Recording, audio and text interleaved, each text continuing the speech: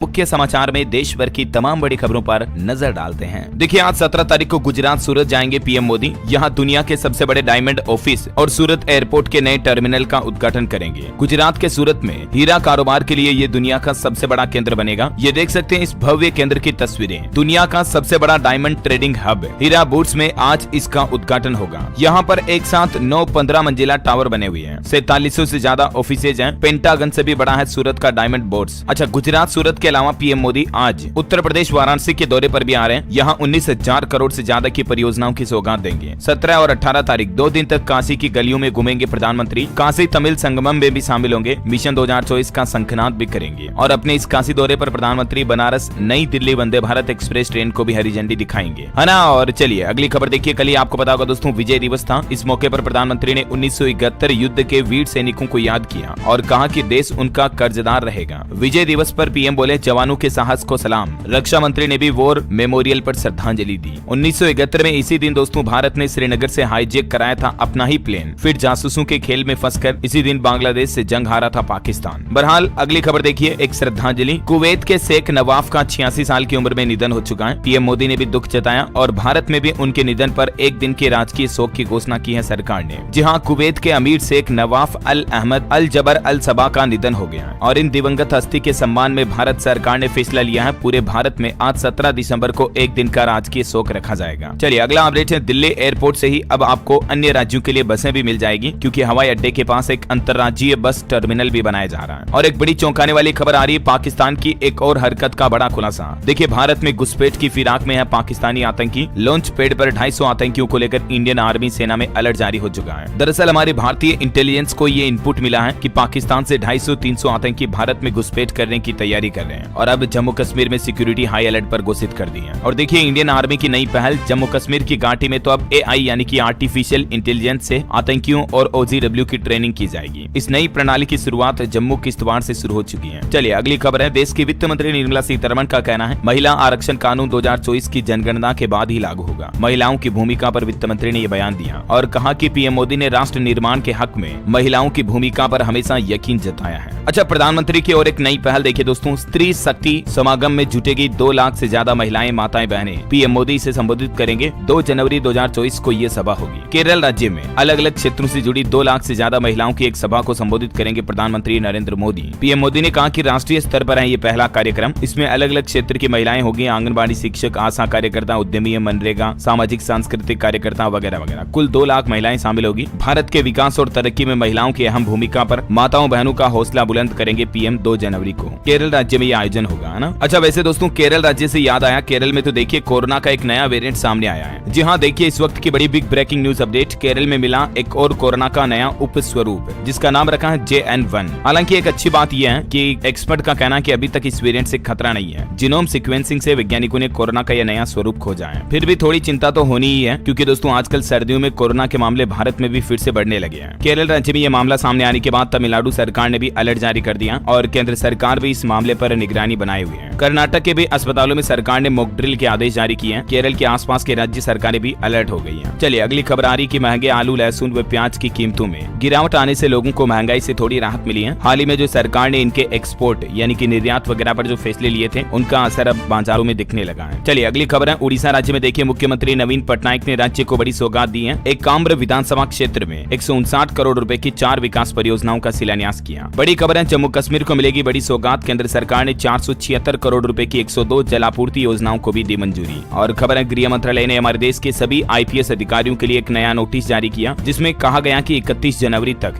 देश भर के सभी जिलों के आईपीएस अधिकारियों को अपनी अचल संपत्ति और रिटर्न 2023 जमा कराने का निर्देश दिया है, ताकि पता चल सके कि कौन से आईएएस के पास कितनी ज्यादा जमीन, मकान, प्लॉट संबंधित प्रॉपर्टी है। चलिए अगली बड़ी खबर देखिए, यूजीसी की चेतावनी, इस तरह के कॉलेजों में ना ले एडमिशन, वैलिड नहीं होगी डिग्री। जी हाँ, यूजीसी यानी कि विश्वविद्यालय अनुदान आयोग की तरफ से देश भर के स्टूडेंट्स के लिए अलर्ट जारी किया गया है। सतर्क रहें छात्र। विदेशी विश्वविद्यालयों के साथ ऑनलाइन डिग्री का ऑफर दे रही कई सारी कंपनियां, और ऐसी डिग्री अगर आप ऑनलाइन लेते भी हो तो वो कोई काम की नहीं है। ऐसी डिग्री की कोई मान्यता नहीं होगी। आजकल कई सारे आपको पता होगा एड वगैरह भी आते हैं और घर बैठे ही एजुकेशन करवाने का दावा करती है कई सारी विदेशी कंपनियां विदेशी यूनिवर्सिटी के जरिए, है ना। बिना यूजीसी के परमिशन के हायर एजुकेशन इंस्टीट्यूट्स फॉरेन की डिग्री ऑफर करे छात्र छात्राओं को। हालांकि यूजीसी ने कहा कि ऐसे एडटेक प्लेटफॉर्म पर भी कार्रवाई की जाएगी। ये देख सकते हैं आप, फॉरेन यूनिवर्सिटी यूनिवर्सिटीज के लिए यूजीसी ने क्या गाइडलाइन जारी की है, इसके बारे में ज्यादा जानकारी भी। ओके, और दोस्तों अगला अपडेट देखिए, गुजरात के जैसे ही राजधानी दिल्ली में भी इस बार अंतर्राष्ट्रीय पतंग महोत्सव का आयोजन होगा। मकर संक्रांति पर LGVK सक्सेना करेंगे इसका उद्घाटन। 14-15 जनवरी 2024 मकर संक्रांति के मौके पर ये दिल्ली में पतंग महोत्सव का आयोजन होगा, है ना। चलिए दोस्तों अगला बहुत ही अच्छा फैसला पंजाब सरकार का देखिए कि बिजली विभाग की लापरवाही से अगर जान गई तो 30 दिन के अंदर अंदर मुआवजे का भुगतान होगा। कर्मचारियों को भी इससे फायदा होगा और आम नागरिकों की जान। पंजाब में यदि बिजली विभाग की लापरवाही के चलते, यानी कि कई बार होता ना पब्लिक प्लेस में जो बिजली का पोल होता, खंबा होता, उस पर तार खुले होते हैं या उस पर किसी तरह की लापरवाही के चलते किसी आम नागरिक को करंट लग गया, जान चली गई, तो ऐसी परिस्थिति में मुआवजा की राशि कर्मचारी मुआवजा कानून के तहत जारी की जाएगी और वो भी अधिकतम 30 दिन के अंदर अंदर। ये पंजाब में मतलब नया नियम लागू कर दिया, ठीक है ना। अच्छा, आधार कार्ड को लेकर भी एक नया आदेश आया है। अब आधार कार्ड जन्म तिथि के रूप में मान्य नहीं होगा। जी हाँ, मतलब कि आपकी डेट ऑफ बर्थ को वेरीफाई करने के लिए आधार कार्ड का इस्तेमाल अब नहीं हो सकेगा, बर्थ सर्टिफिकेट जरूरी होगा। इसी महीने से ये नया नियम लागू हो चुका है। मैंने आपको DLS न्यूज पर शुरुआत में ही बताया था ये जानकारी, है ना, लेकिन सरकार ने अभी एक बार फिर से आम पब्लिक के लिए ये सूचना जारी की है, ठीक है। और अगला अपडेट देखिए आप, देश भर में पुरानी पेंशन की मांग पर पहले उपवास, फिर होगी अनिश्चितकालीन हड़ताल, थमेगी कलम और रेल के पहिए भी। जी हाँ, बड़ी चौंकाने वाली खबर आ रही, केंद्र और राज्य सरकार के अलग अलग सरकारी कर्मचारियों के विभाग, संगठन और प्रतिष्ठानों के सामने 8 जनवरी से 11 जनवरी तक रिले हंगर फास्ट होगा। रिले हंगर फास्ट मतलब पहले कर्मचारी, अलग अलग संगठन जो है वो भूखे रहकर सरकार से पुरानी पेंशन योजना की बहाली की मांग करेंगे, ठीक है। और फिर सरकार अगर इस तरीके से उनकी मांग नहीं मानती है तो फिर वो करेंगे देशव्यापी बड़ा आंदोलन, जैसे दिल्ली की रामलीला मैदान में हुआ था ना, ठीक वैसे ही। अगले साल 2024 के जनवरी महीने में ही सरकारी कर्मचारी ये एक्शन लेंगे। चलिए दोस्तों अगली खबर है, हिमाचल प्रदेश सरकार का शानदार फैसला। फसल बीमा योजना में हिमाचल सरकार ने 800 रुपए से बढ़ाकर 1500 रुपए की सेब बीमा राशि कर दी है और ब्लॉकों की संख्या भी बढ़ाई गई है। हिमाचल के बागवानी मंत्री ने इस बारे में जानकारी दी। और हरियाणा में देखिए अंतर्राष्ट्रीय गीता महोत्सव का आयोजन शुरू होने जा रहा आज से ही। 3 दिवसीय गीता अंतर्राष्ट्रीय संगोष्ठी का उद्घाटन देश के उपराष्ट्रपति जगदीश धनखड़ करेंगे, है ना। और वैसे हरियाणा में दोस्तों इलेक्ट्रिक वाहन व लिथियम बैटरी का पहला हब भी बनने जा रहा हरियाणा का रोहतक। अच्छा, इससे रोजगार के भी बड़े अवसर खुलेंगे क्योंकि 100 करोड़ का बड़ा प्रोजेक्ट लग रहा है, तो काफी युवाओं को इससे रोजगार भी मिलेगा और इलेक्ट्रिक व्हीकल के लिए बैटरियां वगैरह भी सस्ती अवेलेबल हो पाएगी, है ना। चलिए अगली खबर है, झारखंड में नई स्टार्टअप पॉलिसी लागू होने जा रही है। अब SC/ST को भी मिलेगा special incentive, one time grant की भी सुविधा होगी। जी हाँ, मतलब कोई झारखंड में अगर SC/ST का कोई युवा स्टार्टअप शुरू करता है तो सरकार उसको स्पेशल इंसेंटिव देगी, जैसे आरक्षण, रिजर्वेशन की तरह मान लीजिए आप। पहले इसका लाभ सिर्फ महिलाओं और दिव्यांगों को मिलता था, लेकिन अब झारखंड में स्टार्टअप को बढ़ावा देने के लिए हेमंत सोरेन सरकार ने ये नई स्टार्टअप पॉलिसी 2023 लागू कर दी है, जिसमें स्पेशल प्रावधान रखे गए हैं। अगले 5 साल तक के लिए ये लागू रहेगी SC/ST के लोगों के लिए, है ना। चलिए अगली खबर है, बाजार में कम दाम में मिलेगा गोल्ड। सोमवार से कल से नई सेल चालू होने जा रही है। दरअसल बात कुछ यूं है कि कल 18 दिसंबर से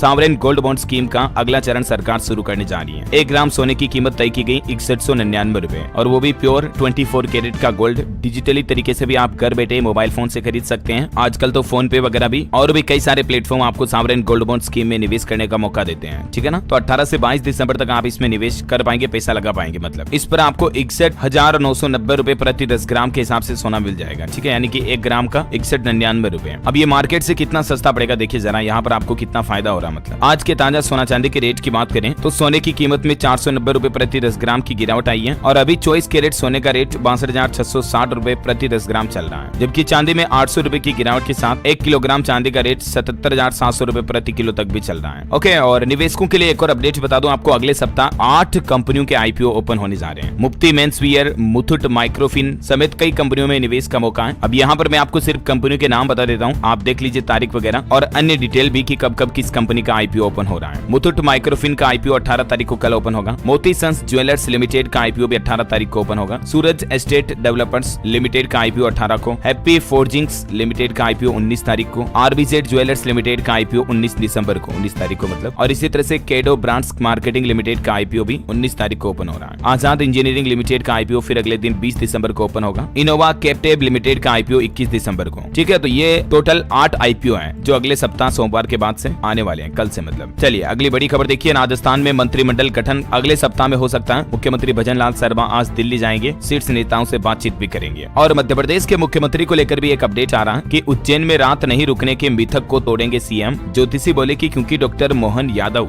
जो कि मध्य प्रदेश के नए CM बने ना, वो उज्जैन के ही रहने वाले हैं, तो इसलिए अगर वो उज्जैन में रात रुक भी जाते तो कोई दिक्कत नहीं होगी। वरना उज्जैन में ये मान्यता है कि उज्जैन के जो महाकालेश्वर है वो वहाँ के राजा हैं और उज्जैन में कभी हमारे देश के किसी भी राज्य का मुख्यमंत्री या देश का प्रधानमंत्री या राष्ट्रपति रात नहीं रुकते हैं उज्जैन में, क्योंकि देश का कोई दूसरा राजा वहाँ रात नहीं रुक सकता महाकालेश्वर के अलावा, ऐसी मान्यता मतलब। लेकिन अब ज्योतिषियों ने इसका तोड़ भी निकाल दिया। वैसे देखिए, मध्य प्रदेश के मुख्यमंत्री ने नई सरकार बनते ही दूसरा बड़ा एक्शन लिया। नर्मदापुरम में रेत माफिया पर पहली बार चला बुलडोजर। जी हाँ, योगी आदित्यनाथ की राह पर चलने लगे हैं नए राज्यों के सीएम भी। देखिए जरा आप, योगी की तरह मध्य प्रदेश के सीएम मोहन यादव हार्ड हिंदुत्व की राह पर आगे बढ़ रहे हैं और अपराधियों पर सख्त कार्रवाई भी कर रहे हैं। ताबड़तोड़ फैसले लिए जा रहे हैं एक के बाद एक। पहले दिन एमपी में खुले में मांस मछली बेचने पर बैन लगाया। धार्मिक स्थलों के लाउडस्पीकर पर भी फैसला लिया योगी की तरह। और अब नई कार्रवाई आ चुकी है, बुलडोजर चलने लगा अपराधियों पर, रेत माफियाओं के गिरोह पर। अमेजिंग राइट, होना ही चाहिए ऐसा। चलिए अगली खबर देखिए। मध्य प्रदेश में चुनावी हार के बाद अब कमलनाथ की भी छुट्टी कर दी कांग्रेस ने। जीतू पटवारी को बनाया नया प्रदेश अध्यक्ष। चलिए दोस्तों, अगला एक नया नियम देखिए। पुलिस क्रिमिनल कोर्ट को पासपोर्ट जब्त करने का अधिकार नहीं है। कर्नाटक हाईकोर्ट ने एक बड़ा फैसला सुनाते हुए कहा कि इनके पास सिविल कोर्ट जितनी शक्तियां हैं। बिजनेसमैन का पासपोर्ट लौटाने का आदेश दिया एक ऐसे ही केस की सुनवाई करते हुए। चलिए बड़ी खबर है, भारत अमेरिका रिश्तों के लिए खतरा बन सकता है पन्नू केस। 5 भारतवंशी सांसद बोले कि अमेरिकी जमीन पर साजिश न दोहराए, भारत जांच में करे मदद। बड़ी खबर है, पूरे भारत को राम मंदिर ने जोड़ा। तमिलनाडु से आई घंटी रोज बजेगी अयोध्या में। एक घंटी का वजन 120 किलो है और ये कई सारी घंटियां अयोध्या के राम मंदिर में लगाई जा रही हैं। अयोध्या से जुड़े कुछ और शानदार अपडेट देखिए आप। राम मंदिर के दर्शन के लिए रेलवे की तरफ से 1000 से ज्यादा स्पेशल ट्रेनें चलाने का फैसला किया है, क्योंकि रोजाना 50,000 से भी ज्यादा दर्शक अयोध्या तक पहुंचेंगे। तो कई जगहों पर नए रेलवे स्टेशन का निर्माण भी किया जाना है। अच्छा, इसके अलावा अयोध्या में श्री राम एयरपोर्ट की सुरक्षा में भी 300 से ज्यादा जवान तैनात होंगे। पीएम मोदी सप्ताह भर के अंदर इसका उद्घाटन करेंगे। और देखिए, अयोध्या में बनेगी देश की सबसे बड़ी मस्जिद। पैगंबर के नाम पर रखा गया नाम। कैंसर अस्पताल से लेकर स्कूल, कॉलेज, लाइब्रेरी तक भी इस मस्जिद के परिसर में बनाए जाएंगे।